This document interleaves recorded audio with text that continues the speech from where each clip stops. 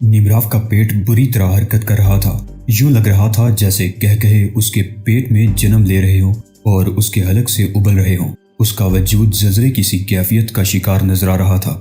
बड़ी मुश्किल से उसका कह कहा थमा। उस वक्त तक मुहाफिज गोश्त के पार्चों का थाल ले आया था। निमराव ने एक टुकड़ा मुंह में डाला और उसे चबाते हुए शहजाद की तरफ देखने लगा। ठीक है जॉनसन, ये दोनों तुम्हारे ही हाथों हलाक होंगे, लेकिन इनकी हलाकत का नजारा करने के लिए मैं भी मौजूद रहूंगा। उसने मुंह में एक और टुकड़ा डालते हुए कहा, आओ चलें। शहजाद उसके साथ सीढ़ियों की तरफ चल दिया। मैंने आते वक्त निस्फ दर्जन कारें देखी थी। शहजाद ने कहा, हाँ। वो मुंह चलाता हुआ बोला, क्या तुम्हारे मेहमानों की आमद का सिलसिला शुरू हो गया है? मेहमान आ रहे हैं और जल्द ही मीटिंग शुरू हो जाएगी। निमराव ने फखरिया लहजे में कहा, मैं बरसों से जो ख्वाब देखता चला रहा हूँ उसके शर्मिंदा ताबीर होने का वक्त आ पहुंचा है। कौन कौन आया है? शहजाद ने पूछा। फिलहाल न्यूयॉर्क का एक खास मेहमान आया है। निमराव ने जीने तय करते हुए कहा, ये वाहिद मेहमान है जो शहजाद को जानता है। ओह। शहजाद ने इस बात में सर हिलाया। मुझे यकीन है कि वो शहजाद को पकड़ने में हमारा बेहतरीन मददगार साबित होगा। हो सकता है, लेकिन वो है कौन? उसका नाम ओबेरन है। निमराव ने जवाब दिया, और वो न्यूयॉर्क की जेल में बतौर गार्ड काम कर रहा है। उसने मेरे लिए बहुत सी मुहिमात सरअंजाम दी हैं। बहुत खूब। मेरा ख्याल है मुझे फौरन उससे मिल लेना चाहिए ताकि शहजाद को पकड़ा जा सके। शहजाद ने कहा और तेजी से सीढ़ियां चढ़ने लगा। उसका दिल शिद्दत से धड़कने लगा था। वो सोच रहा था कि जिस शख्स की तलाश में उसे न जाने कितने पापड़ बेलने पड़े हैं, कम से कम उसका हुलिया तो उसे मालूम हो ही जाएगा, और जब शहजाद नामी शख्स सामने आएगा तो वो उसे बड़ी बेदर्दी से मार डालेगा, क्योंकि इस तरह वो निमराव की नज़रों में बुलंद मकाम पा सकेगा। लेकिन उसे हैरत थी कि आखिर शहजाद नाम का ये शख्स कौन है जिससे निमराव जैसा आदमी खौफजदा है। वो शख्स अब वाकई इससे ज्यादा दूर नहीं था। शहजाद निमराव की ताक़ुब में आहिस्ता आहिस्ता चलता हुआ पहली मंजिल पर पहुंच गया। दरवाजे से दाखिल होते ही निमराव की हलक से एक अजीब सी आवाज निकली। यूं महसूस हुआ था जैसे वो किसी को देखकर खुशी से चहक पड़ा हो। ओह मिस्टर फाबियो, कैसे हैं आप? आपकी आमद से मुझे किस कदर खुशी हो रही है। शहजाद ने उस तरफ देखा जिधर निमराव लपक रहा था। एक सफेद जिल वाला शख्स आगे बढ़ रहा था। उसके अंदाज से जाहिर होता था कि वो किसी मुजरिम गिरोह का सरगना है। शहजाद ने अंदाजा लगाया कि वो यकीनन माफिया जैसी किसी तंजीम का सरबराह होगा। मिस्टर फाबियो ने निमराव से मुसाफे के लिए हाथ बढ़ा दिया। ये कौन है? उसने निमराव के अकब में खड़े शहजाद की तरफ देखते हुए सवाल किया। निमराव खुश दिली से हंस पड़ा। अभी तुम दोनों को मुतारिफ कराता हूँ, उसने पलटकर शहजाद की तरफ देखते हुए कहा, और फिर अपने मेहमान को कोहनी से पकड़कर करीब कर लिया। शहजाद ने चबूतरे की तरफ देखा। एक आराम कुर्सी पर मिस्टर फाबियो का बॉडीगार्ड विराजमान था और उसके अंदाज से बेताल्लुकी जाहिर हो रही थी। लेकिन शहजाद महसूस कर चुका था कि वो हर तरफ से चौकन्ना बैठा है और हफीफ सी गड़बड़ पर उसके दोनों रिवॉल्वर निकलकर उसके हाथों में पहुंच सकते हैं। उसने मिस्टर फाबियो का बड़ा हुआ हाथ थाम लिया। शहजाद का दिल बड़ी तेजी से धड़क रहा था। एक बार फिर उसे शिद्दत से एहसास हो रहा था कि वो जॉनसन नहीं है, और जॉनसन की हैसियत से उसका राज किसी भी वक्त फाश हो सकता है। ये मिस्टर फाबियो हैं, निमराव कह रहा था। ये यूनाइटेड स्टेट से आए हैं और वहाँ की अहम तरीन हस्तियों में से एक हैं। शहजाद ने गौर से उस शख्स की तरफ देखा। उसका चेहरा बड़ा बड़ा था। उसकी बाईं आंख से कान की लो तक एक पुराने जख्म की खुश्क खराश थी। उसकी जिल्द मामूल से कहीं ज्यादा सफेद लगती थी, जैसे उसने अपने पूरे जिस्म पर सफेद रंग करवा रखा हो। न जाने क्यों शहजाद ने महसूस किया कि वो शख्स कुछ खौफजदा है, और ये मेरा सबसे करीबी साथी मिस्टर जॉनसन। निमराव शहजाद के बारे में बताते हुए मुस्कुराने लगा। शहजाद की गिरफ्त में मिस्टर फाबियो का हाथ यकायक सख्त हो गया। शहजाद ने उसके हाथ पर गिरफ्त नहीं बढ़ाई।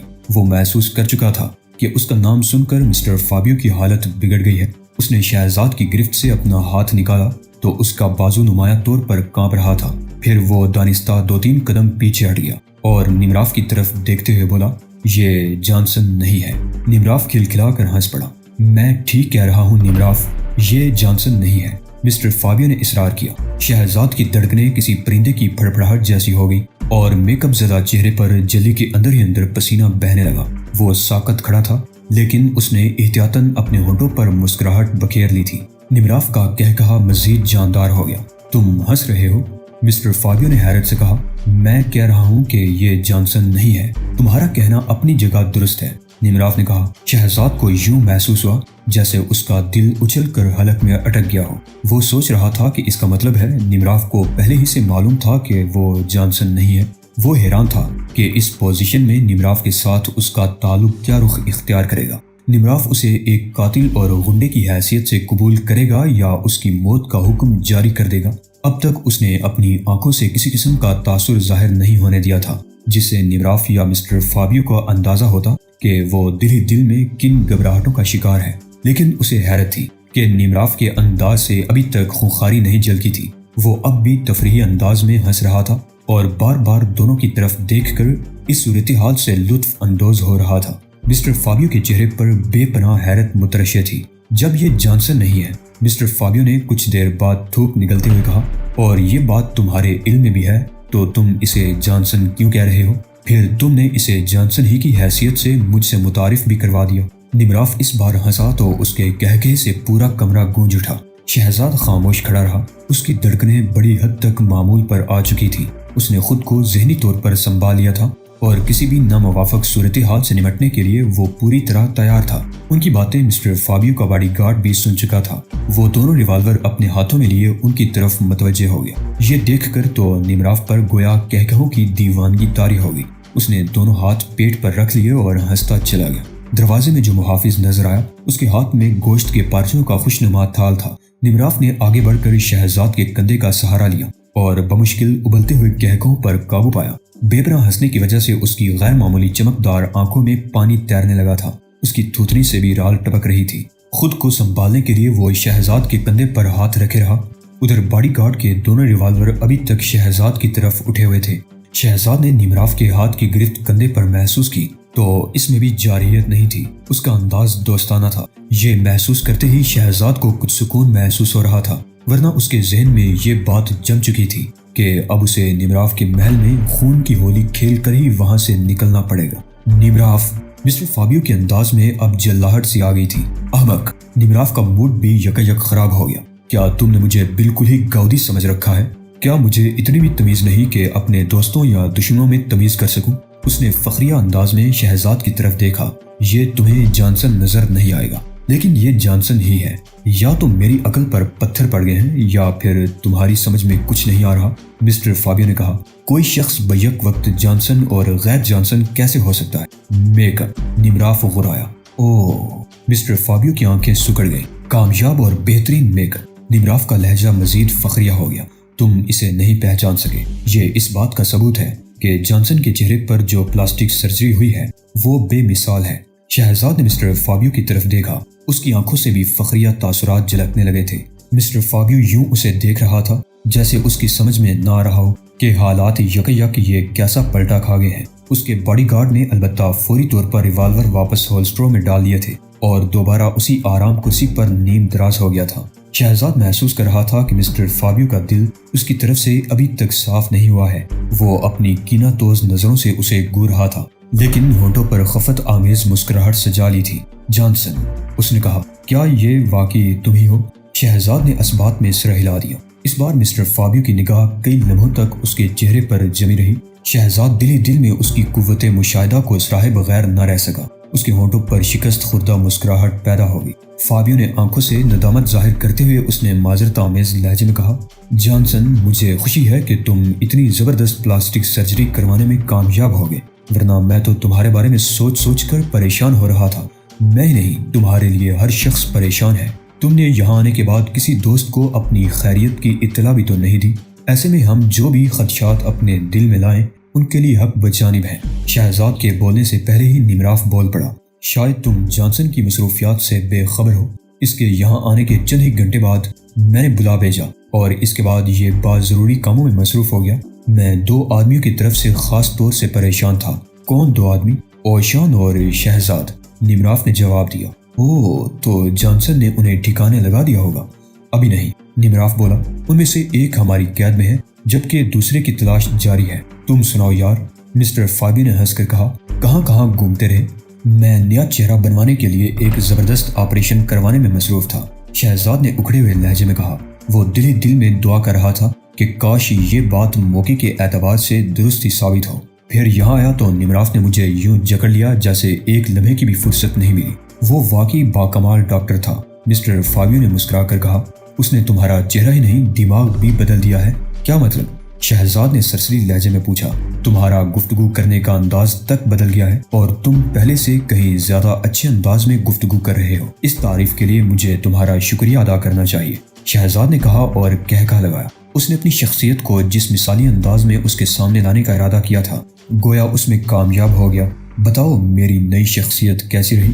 واقعی یہ نئی شخصیت پہلے کے مقابلے میں بے مثال ہے، مسٹر فابیو نے کہا۔ میں سمجھتا ہوں کہ اپنی ساری زندگی میں نے تم سے زیادہ بدصورت اور بددہ آدمی نہیں دیکھا تھا۔ یہ بات تم نے میرے منہ پر پہلے کبھی نہیں کہی۔ شہزاد کے لہجے میں شرارت کا عنصر تھا، شریر سی دھمکی تھی جو عموماً ایک دوست دوسرے دوست کو دیتا ہے۔ مجھے اپنا گلا بھی تو سلامت رکھنا تھا نا، مسٹر فابیو نے جواباً کھسیائے ہوئے انداز میں ہنس کر کہا۔ بہرحال تم نے واقعی کمال کر دیا، میں تو صاف دھوکہ کھا گیا تھا۔ اب وہ تمام لڑکیاں تمہاری تمنا کر سکے گی جنہیں تمہاری سابقہ صورت پسند نہیں آئی تھی۔ لڑکیوں کا تذکرہ رہنے دو، شہزاد نے برا سا منہ بنایا۔ اوہ تو کیا تم پارسا بھی بن گئے ہو؟ اس کی پارسائی کا ایک نمونہ نیچے تہہ خانے میں بھی بند ہے، نمراف نے ان کی باتوں میں دخل دیتے ہوئے کہا۔ مسٹر فابیو نے وضاحت طلب نظروں سے شہزاد کی طرف دیکھا۔ اس نے نگاہیں جھکا لی۔ نمراف نے میگی کے سلسلے میں اس انداز سے تذکرہ شروع کیا کہ شہزاد کو واقعی پسینہ آ گیا۔ وہ سوچ بھی نہیں سکتا تھا کہ اس کے بارے میں کسی شخص کی ایسی گھٹیا رائے بھی ہو سکتی ہے، لیکن جلد ہی اسے احساس ہو گیا کہ یہ رائے خود اس کے بارے میں نہیں ہے بلکہ اس نابکار کے متعلق ہے جس کے میک اپ میں وہ جانسن بنا پھر رہا ہے۔ تبھی تو کہوں کہ یہ پارسائی کہاں سے ٹپک پڑی۔ مسٹر فابیو نے شہزاد کے کندھے پر بے تکلفی سے ہاتھ مارتے ہوئے کہا لگایا، پھر فوراً ہی سنجیدہ ہو گیا۔ تو گویا تم بھی نمراف کے ساتھ شامل ہو گئے ہو؟ ہاں بھائی، اس نے مجھے بری طرح پھانس لیا ہے، مسٹر فابیو، نمراف نے مداخلت کی۔ میں نے جانسن جیسا باکمال آدمی آج تک نہیں دیکھا۔ ہمارے درمیان ایک باقاعدہ کاروباری معاہدہ طے پا گیا ہے۔ میں سمجھتا ہوں کہ مسٹر جانسن کی ساکھ کو مد نظر رکھتے ہوئے اسے حصے دار بنانا گاٹے کا سودا ہرگز نہیں ہو سکتا۔ تم ٹھیک کہتے ہو نمراف، مسٹر فابیو نے تائید کی۔ جانسن، تمہیں وہ میٹی نام کا آدمی یاد ہے جسے تم نے قتل کر دیا تھا؟ ہاں، لیکن وہ تو معمولی سا کام تھا، شہزاد نے انکسار سے کہا۔ معمولی سا کام؟ مسٹر فابیو کے لہجے میں حیرت تھی، حالانکہ پولیس اس کی لاش کے ٹکڑے ہفتوں میں جمع کر پائی تھی۔ شہزاد انکسار سے ہنس پڑا۔ وہ اس وقت بے حد خوش تھا۔ مقدر اسے جس قسم کے چرکے لگا رہا تھا وہ اس کھیل سے بھی لطف اندوز ہو رہا تھا، اور ساتھ ہی ساتھ اسے اپنی گمشدہ شخصیت اور کھوئے ہوئے ماضی کی بھی تلاش تھی۔ وہ جانتا تھا کہ انہی بھول بھلیوں میں کہیں اس کی شخصیت موجود ہے اور وہ جلد ہی اسے تلاش کرنے میں کامیاب ہو جائے گا۔ نمراف نے اپنے خواجہ سرا کا واقعہ سنانا شروع کر دیا۔ مسٹر فابیو تعریفی نظروں سے شہزاد کو دیکھتا رہا۔ کچھ دیر وہ جانسن کی شخصیت پر باتیں کرتے رہے اور ہنستے رہے، پھر یک نمراف کی مسکراہٹ ہونٹوں پر یوں دم توڑ گئی جیسے سوئچ آف کر کے روشنی کا سلسلہ منقطع کر دیا جاتا ہے۔ میرا خیال ہے ہم باتوں میں بہت وقت ضائع کر چکے ہیں، اس نے یک کھردرے لہجے میں کہا۔ مسٹر فابیو، چلو اوپر چلیں، میٹنگ ہونے والی ہے اور ہمارے بہت سے دوست وہاں ہمارا انتظار کر رہے ہوں گے۔ یہ کہہ کر وہ ایک دیواری تصویر کی طرف متوجہ ہو گیا۔ اس تصویر کو حرکت دے کر اس نے ایک طرف کر دیا تو سامنے ایک دروازہ نظر آیا۔ دروازہ بے آواز کھل گیا۔ نمراف ایک طرف ہٹ گیا تاکہ مسٹر فابیو پہلے اندر جا سکے۔ وہ شخص جس کا تم نے تذکرہ کیا تھا کہاں ہے؟ شہزاد نے پوچھا۔ اوہ، اوبیرن، وہ اسٹڈی میں ہے، میرا خیال ہے تم اسے جا کر مل لو، وہ تمہیں شہزاد کے بارے میں تفصیل سے بتا دے گا کہ وہ کیسا ہے اور اسے کیسے شناخت کیا جا سکتا ہے۔ شہزاد نے تائید میں سر ہلا دیا اور نمراف اس دروازے سے داخل ہو گیا جس میں اس سے پہلے مسٹر فابیو گیا تھا۔ دروازہ بند ہوا اور اس کے فوراً ہی بعد وہ تصویر بھی دوبارہ اپنی جگہ واپس آ گئی۔ اب وہاں لفٹ کے دروازے کا نام و نشان تک نہیں تھا۔ اس نے ایک طویل سانس لی، وہ بال بچ گیا تھا۔ مسٹر فابیو جلد ہی بہل گیا، ورنہ لینے کے دینے بھی پڑ سکتے تھے۔ شہزاد اس کامیابی پر بے حد مسرور تھا۔ وہ پلٹا اور اسٹڈی کی طرف چل دیا تاکہ اس شخص سے مل سکے جو شہزاد کے بارے میں اسے معلومات فراہم کر سکتا تھا۔ عادتاً وہ اس وقت بے آواز ہی چل رہا تھا۔ یہی وجہ تھی کہ وہ جب اسٹڈی میں داخل ہوا تو وہاں موجود مہمان اس کی آمد سے فوری طور پر آگاہ نہ ہو سکا۔ پھر کمرے میں باہر ڈوبتے سورج کی وجہ سے تاریکی تھی اور اس شخص کو شاید روشنی کرنے کا خیال ہی نہیں آیا تھا۔ شہزاد نے ادھر ادھر دیکھا، اسے کسی شخص کا سایہ نظر آ رہا تھا۔ وہ شخص کھڑکی کے قریب کھڑا باہر دیکھنے میں محو تھا۔ اس کے کندھے کے اوپر سے شہزاد نے بھی کھڑکی سے باہر کا منظر دیکھا تو اسے ایک ہیلی کاپٹر اڑتا نظر آنے لگا۔ وہ اس ہیلی کاپٹر کو دیکھتا رہا۔ اس کے ذہن میں فوراً ہی یہ خیال آیا کہ نائب صدر آسفر پریزیڈنسی کی طرف جا رہا ہے۔ ظاہر ہے اسے پریزیڈنسی کی طرف ہی جانا چاہیے، کیونکہ چند ہی گھنٹے بعد اسے وہاں کا مالک بننا تھا۔ وہ سازش جسے نیمراف کے شیطان ذہن نے تیار کیا تھا، اس کے تکمیل کی گھڑی آ پہنچی تھی۔ کھڑکی میں کھڑا آدمی بھی ہیلی کاپٹر کی پروازی کا نظارہ کر رہا تھا۔ شہزاد آہستہ آہستہ قدم اٹھاتا ہوا اس کی پشت پر پہنچ گیا۔ وہ اس کے اتنا قریب تھا کہ ذرا سا ہاتھ بڑھاتا تو اس کا کندھا چھو سکتا تھا۔ اوبیرن، اس نے دھیمی آواز میں سائے کو پکارا۔ اوبیرن اچھل پڑا۔ وہ پلٹ کر شہزاد کو گورنے لگا۔ شہزاد نے اتنے قریب سے پکار کر اسے بری طرح چونکا دیا تھا۔ اس کے دائیں ہاتھ میں کھڑکی کا پردہ تھا، وہ چھوٹ گیا اور نیم تاریکی میں اس کی آنکھیں شہزاد کو اپنے جسم سے پار ہوتی محسوس ہونے لگی۔ یکایک اسے احساس ہوا کہ ایسے ہی چھید دینے والے تاثر سے بھرپور آنکھیں وہ پہلے بھی کہیں دیکھ چکا ہے، لیکن کہاں؟ یہ ذہن پر زور ڈالنے کے باوجود اسے یاد نہ آ سکا، اور اگلے ہی لمحے وہ یہ دیکھ کر البتہ چونکے بغیر نہ رہ سکا کہ جس شخص سے وہ شہزاد کے بارے میں معلوم کرنے آیا تھا، وہ خود اسی کو دیکھ کر بری طرح چونک پڑا تھا۔ تم نے تو مجھے بری طرح بوکھلاہٹ میں مبتلا کر دیا ہے، اوبیرن نے شکایتی لہجے میں کہا۔ میں تمہاری آمد سے باخبر نہیں ہو سکا۔ معاف کرنا، میرے پیروں میں ٹینس شوز ہیں، ان سے آہٹ پیدا نہیں ہوئی۔ شہزاد نے خوش دلی سے جواب دیا۔ تم کون ہو اور کیا چاہتے ہو؟ مجھے نیمراف نے بھیجا ہے، شہزاد نے جواباً کہا۔ اوبیرن نے پلکیں جھپکائیں، انداز استفہامیہ تھا۔ نیمراف کا کہنا ہے کہ تم شہزاد کو جانتے ہو؟ نہیں، اوبیرن نے جواب دیا۔ میں اسے اچھی طرح جانتا تو نہیں ہوں، البتہ میں نے اسے ایک بار دیکھا ضرور ہے۔ یہ کہہ کر وہ رگڑ کھانے والے انداز میں شہزاد کے قریب سے گزر کر کرسی کی طرف بڑھ گیا اور پھر اس نے اپنا جسم کرسی پر پھینک دیا۔ شہزاد نے کھڑکی کا پردہ ذرا سا اوپر سرکا دیا۔ باہر ڈوبتے سورج کی آخری کرنیں اندر آنے لگیں تو کمرے کی تاریکی میں خفیف سی کمی ہو گئی۔ اب وہ اوبیرن کو صاف دیکھ سکتا تھا۔ پردہ ہٹا کر وہ اوبیرن کی طرف بڑھا۔ اس کا حلیہ بتا سکتے ہو؟ شہزاد نے اس کے سامنے بیٹھتے ہوئے کہا۔ میں اس کے بارے میں وہ بات جاننا چاہتا ہوں جو تمہیں معلوم ہے۔ دراصل میں نے جب اسے دیکھا تھا تو وہ ایک راہب کے لبادے میں تھا، اوبیرن نے ذہن پر زور دیتے ہوئے بتایا۔ لیکن اتنی سی بات سے تو مجھے کوئی فائدہ نہیں پہنچ سکتا۔ ٹھہرو، مجھے سوچنے دو، اوبیرن بڑبڑایا۔ تم نے عقب سے آ کر میرے اعصاب کو متاثر کر دیا ہے۔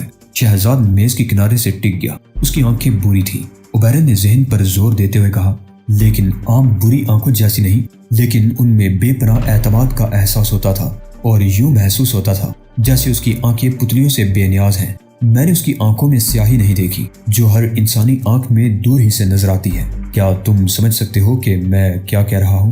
ہاں، میں سمجھ رہا ہوں۔ اس کا چہرہ درست تھا، جیسا کہ میں بتا چکا ہوں کہ وہ ایک راہب کے لبادے میں لپٹا ہوا تھا، لیکن یقین کرو وہ چہرے اور آنکھوں سے کوئی راہب ہرگز دکھائی نہیں دیتا تھا۔ اس کی ناک سیدھی تھی اور وہ ان آدمیوں میں سے تھا جو براہ راست دوسروں کی آنکھوں میں جھانکنے کے عادی ہوتے ہیں۔ اوبیرن نے یہ کہہ کر شہزاد کی طرف دیکھا، لیکن شہزاد جس انداز میں اس کے قریب کھڑا تھا اس میں کھڑکی سے آنے والی روشنی اس کے چہرے کی بجائے کھوپڑی کے عقبی حصے پر پڑ رہی تھی، اس لیے اس کے نقش و نگار مزید تاریک ہو گئے تھے اور اوبیرن کو صرف اس کا خاکہ ہی دکھائی دے رہا تھا۔ تم نے تو اس انداز میں بولنا شروع کر دیا ہے جیسے کوئی لیکچر دے رہے ہو۔ شہزاد کا لہجہ ناگوار ہو گیا۔ شاید تمہیں اندازہ نہیں کہ اس شخص کی تلاش کس قدر اہم ہے۔ اس کے قد و قامت کے بارے میں بتاؤ۔